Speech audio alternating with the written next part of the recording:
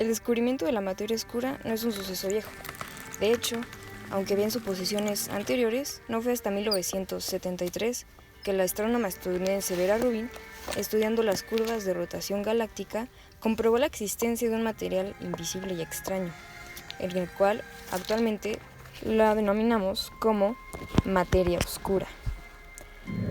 Posteriormente, con el avance tecnológico y el análisis de nuevos datos, se generaron muchas otras maneras de comprobar su existencia, como con ayuda de las lentes gravitacionales, que se forman cuando la trayectoria de la luz se curva alrededor de objetos masivos, como una galaxia, situados entre el objeto emisor y el receptor, o las anisotropías del fondo cósmico de microondas. Sin embargo, el más sencillo de manipular y entender es el de las curvas de rotación galáctica, el cual consiste básicamente en la comparación de las velocidades de una estrella lejana y una cercana al centro galáctico.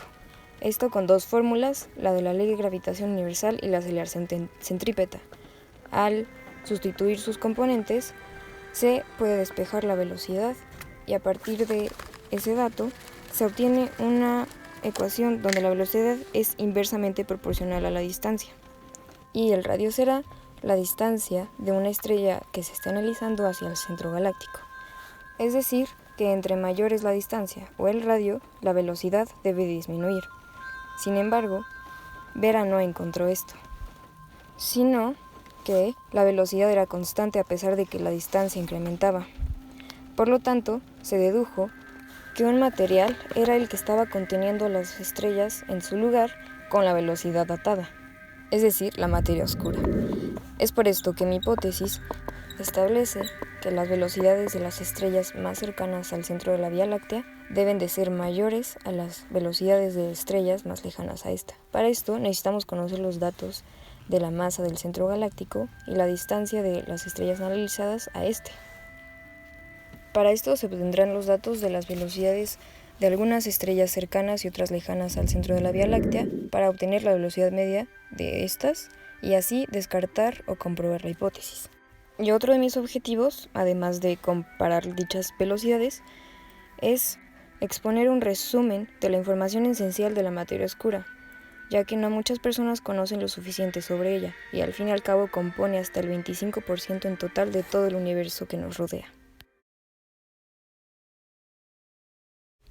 Se realizó una búsqueda profunda de catálogos de estrellas que proporcionaran la información necesaria para realizar la comparación entre las velocidades obtenidas de las fórmulas Newton-Kepler y las velocidades reales medidas por ya profesionales. Sin embargo, los datos proporcionados eran sobre la distancia geocéntrica de la estrella, cuando en realidad para las fórmulas se necesita la distancia galactocéntrica de la estrella. Es por esto que se indagaron estrellas que se encuentran en constelaciones con un alineamiento relativamente recto con el Sol y el centro de la galaxia, para de ese modo únicamente sumar o restar la distancia geocéntrica. 3 en Tauro, 3 cercanas al Sol y 3 en Sagitario.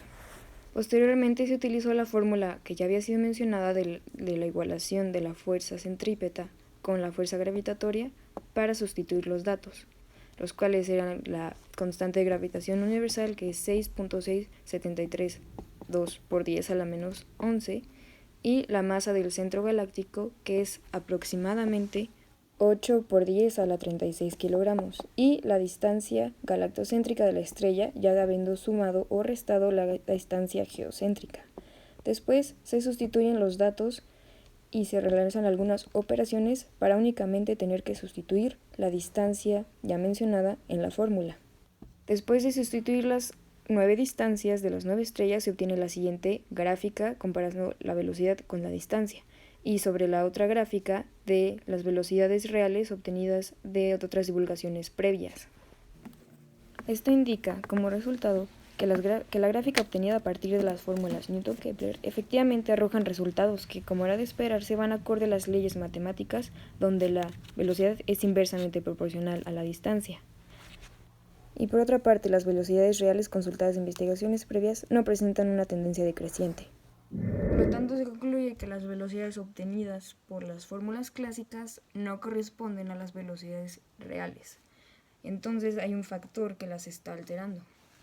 Sin embargo, es posible que esto se debe a características individuales de las estrellas analizadas. Para comprobar esto, sería necesario que se comparen muchas más velocidades de diversas estrellas de la Vía Láctea, ya que cada una puede variar por muchos factores y es necesario mejorar el rango de error.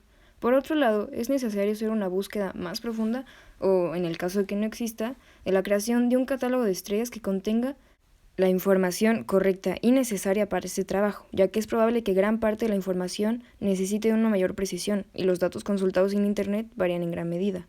Y es por eso que muchos factores expuestos en este trabajo pueden ser cuestionables.